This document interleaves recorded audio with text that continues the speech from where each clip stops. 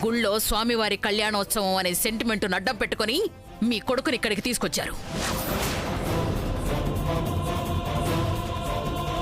అదే ప్లాన్ వీళ్ళకు కూడా చెప్పి కార్తిక్కి తెలియకుండా రాధికని కూడా ఇక్కడికి రప్పించారు.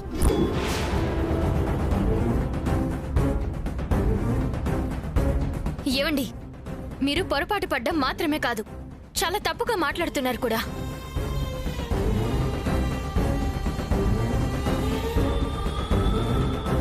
మా అమ్మ ఎప్పుడో మొక్కుకుంది ఇక్కడికి వస్తామని. ఆ మొక్కు తీర్చుకోవడం కోసమే మేము ఇక్కడికి వచ్చాం. అంతే తప్ప ధర్మావతి గారు వస్తున్న విషయం మాకు తెలీదు. మీరు అనుకుంటున్నట్టు ఇందులో ఎలాంటి ప్లాన్లు లేవు. దయచేసి అందరి ముందు మా మీద నిందలు వేసి మమ్మల్ని అవమానించకండి. చాలు, అందరూ కలిసి చెప్పిన కథలు కబుర్లు చాలు.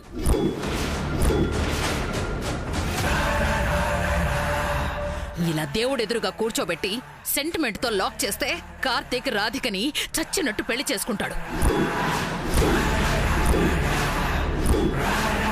అది మీ అందరి ప్లాను.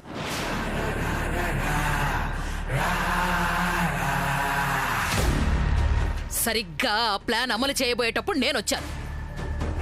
లేదంటే దేవుడి పేరు చెప్పి కార్తిక్ని భయపెట్టుండేవాళ్ళు, రాధికని పెళ్లి చేసుకోవడానికి కార్తిక్ని ఒప్పించి ఉండేవాళ్ళు. Stop it! Stop this nonsense!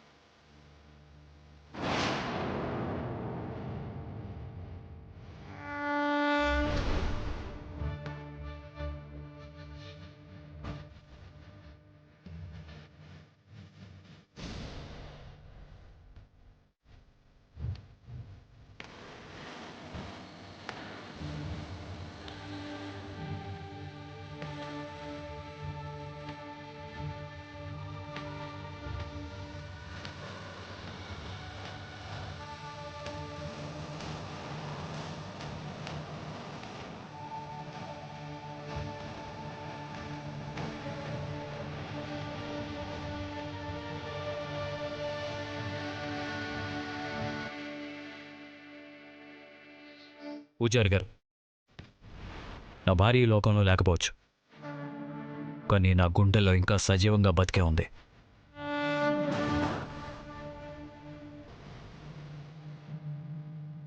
నా భార్య ఫోటోని పక్కన పెట్టుకుని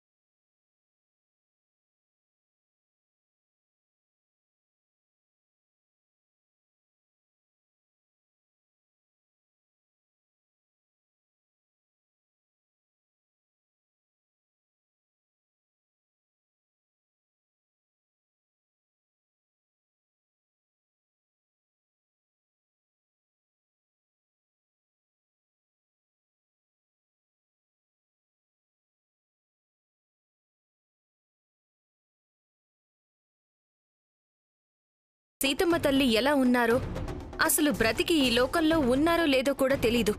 అయినా సరే ఆ శ్రీరామచంద్రమూర్తి సీతమ్మ తల్లి విగ్రహాన్ని పక్కన పెట్టుకుని పూజలు యాగాలు జరిపించలేదా? అది శాస్త్ర విరుద్ధం కానప్పుడు ఇది శాస్త్ర విరుద్ధం ఎలా అవుతుంది? ఆయన సాక్షాత్తు భగవంతుడమ్మా. కాదు, మనలాంటి మానవ మాత్రుడు. అయినా ఒక మంచి పని చేయడానికి కావాల్సింది మంచి మనసు. ఎదుటి వ్యక్తికి మంచి జరుగుతున్నప్పుడు శాస్త్రాలు ఆచారాలు అడ్డుపడ్డం ఎంతవరకు ధర్మమో మీరే చెప్పండి. ఈ కళ్యాణం జరిపించడం ద్వారా వాళ్ల కుటుంబం కొన్ని సమస్యల్లోంచి బయటపడతారనే నమ్మకంతో ఉన్నారు. మీరు శాస్త్రాల పేరు చెప్పి అతన్ని కళ్యాణంలో కూర్చొనివ్వకపోతే రేపటి రోజున ఆ సమస్యలు ఎక్కువ అయ్యి వాళ్ల కుటుంబం ఏదైనా ఇబ్బందుల్లో పడితే దానికి మీరు బాధ్యులవుతారు. ఒకరి కష్టాలకి బాధలకి మీరు కారణమైనప్పుడు మీకెలా మేలు జరుగుతుందో చెప్పండి. ఆ దేవుడు మిమ్మల్ని క్షమిస్తాడా? ఆలోచించండి. శాస్త్రాలు ఆచారాలు ప్రజలు మేలు కోరుకునేవి పూజారి గారు, అంతేకాని హాని చేసేవి కాదు. ఏం పర్వాలేదు పూజారి గారు, అంతా మంచి జరుగుతుంది. స్వామివారి కళ్యాణం ప్రారంభించండి. అలాగేనమ్మా. ఆ భగవంతుడు ఇలాగే నిర్ణయించాడేమో. ఆయన మీద భారం వేసి కళ్యాణం జరిపిస్తాను.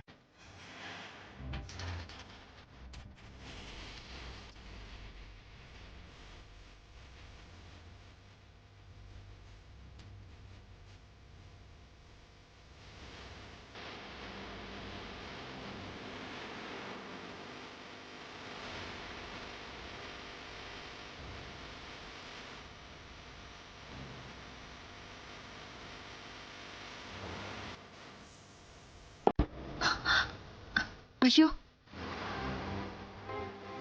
మీరు అమ్మలాంటి వారు, మీరు ఆశీర్వదించారే తప్ప ఇలా దండం పెట్టకూడదు.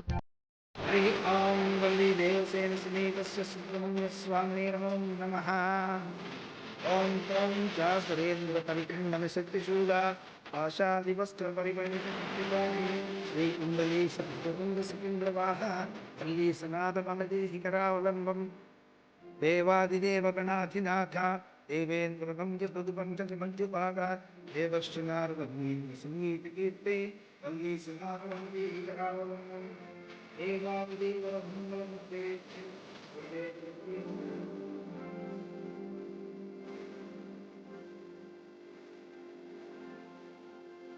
సర్వారు, మీ భార్య మీద మీకు ఇంత ప్రేమ ఉందని నాకు తెలియదు.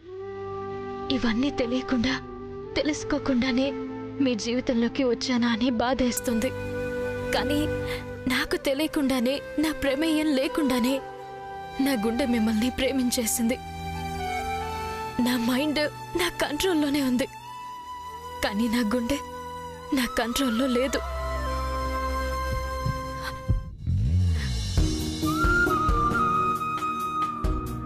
అందుకే మీరు నన్ను చీకొట్టినా అసహ్యించుకున్నా నా గుండె మాత్రం మీకోసం ఆరాటపడుతూ మీ చుట్టూ తిరుగుతుంది.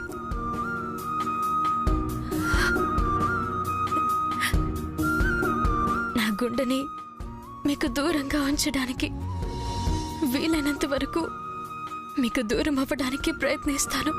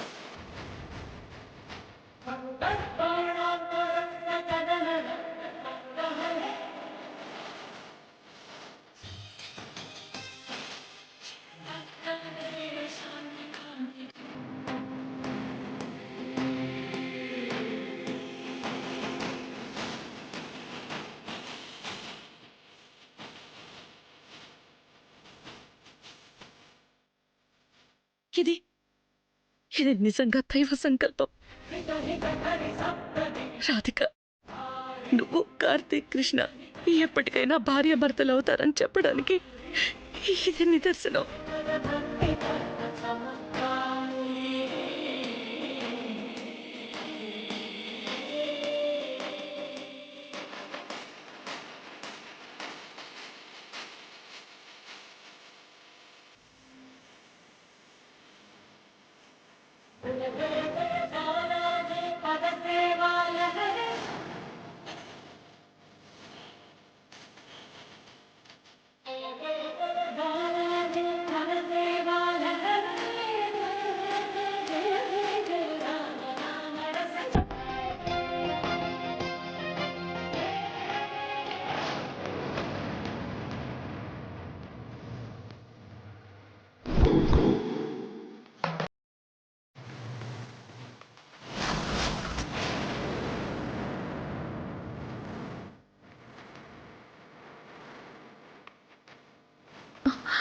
ఏం జరుగుతుంది అసలు? నాకు ఏ అమ్మాయి కనపడ్డం ఏంటి? ఎవరో చనిపోయిన వాళ్ళ ప్లేస్లో ఈ అమ్మాయి కనపడ్డం ఏంటి? అసలు ఏం జరుగుతుంది? విశాలక్ష్మమ్మ తల్లి నాకేం చెప్పాలనుకుంటుంది?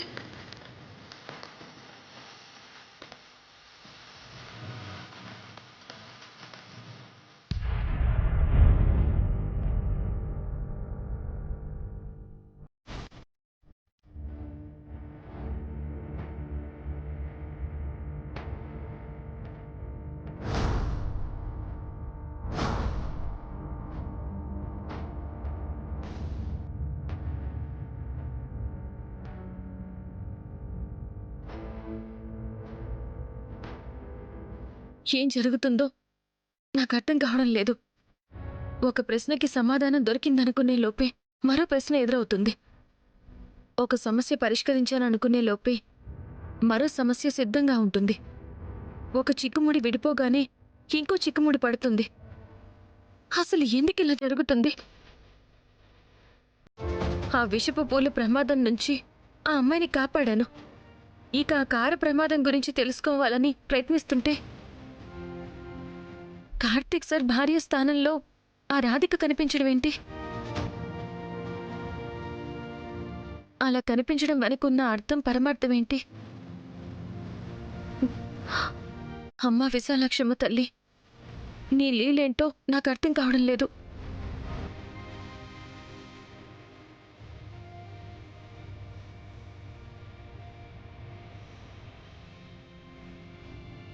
ఆ కార్తీక్ సార్ పక్కన రాధికని ఎందుకు కనిపించేలా చేశావు?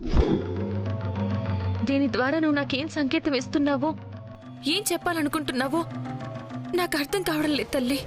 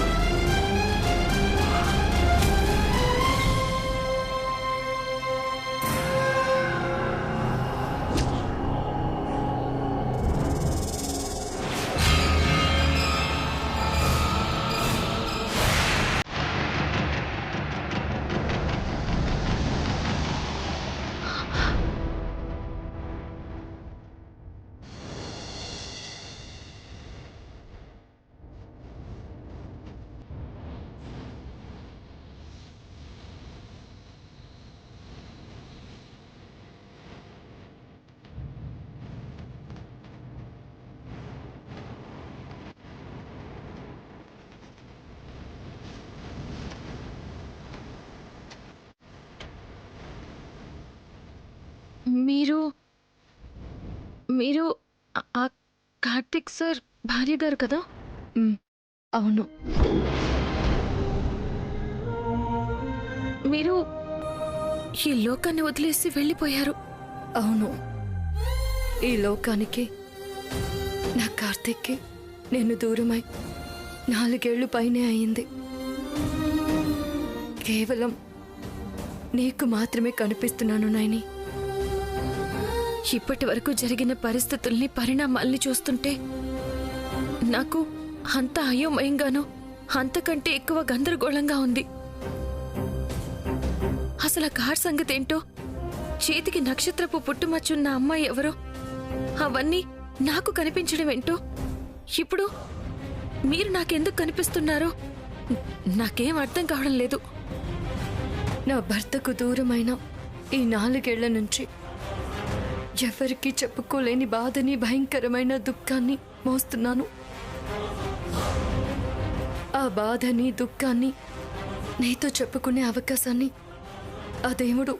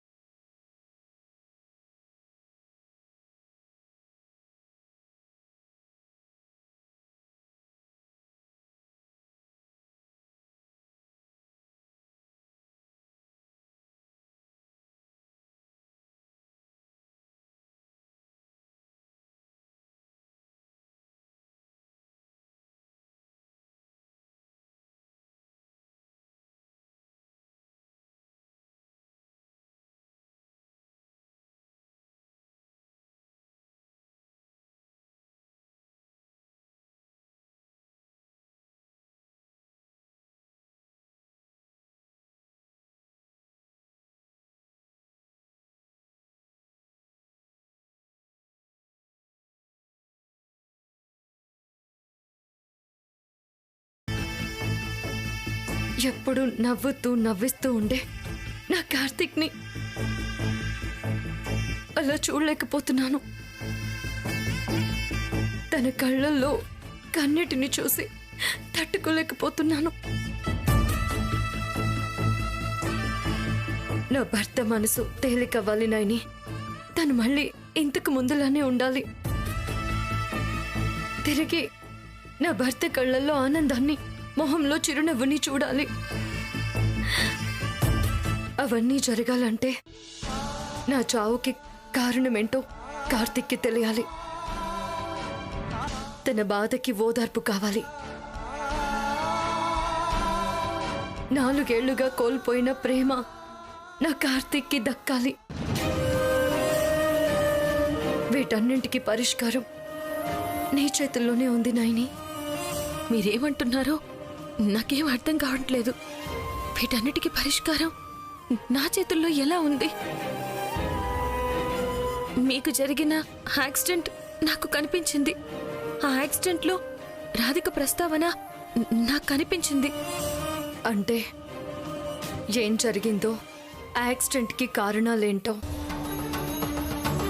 నా ప్రాణాలు పోవడం వెనుక ఎవరి ప్రమేయం ఉందో రాధికకు ఎంతో కొంత తెలిసే అవకాశం ఉంది. రాధిక ద్వారా నన్ను ఏం చేయమని మీరు నాకు చెప్తున్నారో నాకు పూర్తిగా అర్థం కావట్లేదు. నా జీవిత ప్రయాణం ఎక్కడైతే ముగిసిందో ఈ ప్రశ్నలన్నింటికీ అక్కడే పరిష్కారం ఉంది.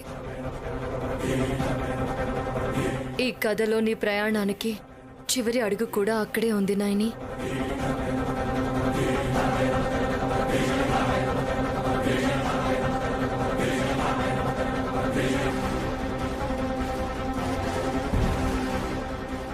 దూరమైన భార్య మీద మీరు చూపిస్తున్న ప్రేమను చూసి చాలా గర్వంగా ఉంది సార్ వారు.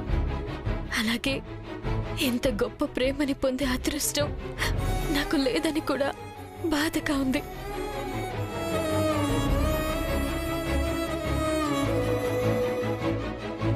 ఆ దేవుడి ఆశీర్వాదంతో ఈసారి జరగబోయే పూజలో భార్యాభర్తలుగా నువ్వు కార్తీక్ కృష్ణ కూర్చుంటారమ్మా. ఆ నమ్మకం నాకుంది. అద్దంలో నీ బొమ్మ చూశాక ఆ నమ్మకం ఇంకా బలపడింది.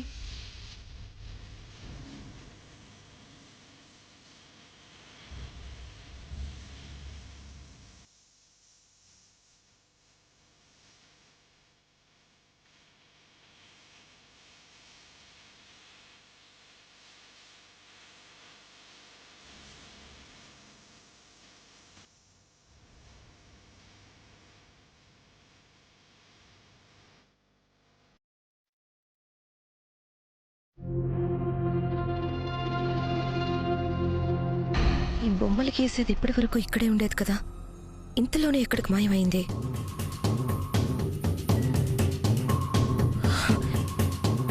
ఫోన్ చేసిన అమ్మాయి కూడా లేదు.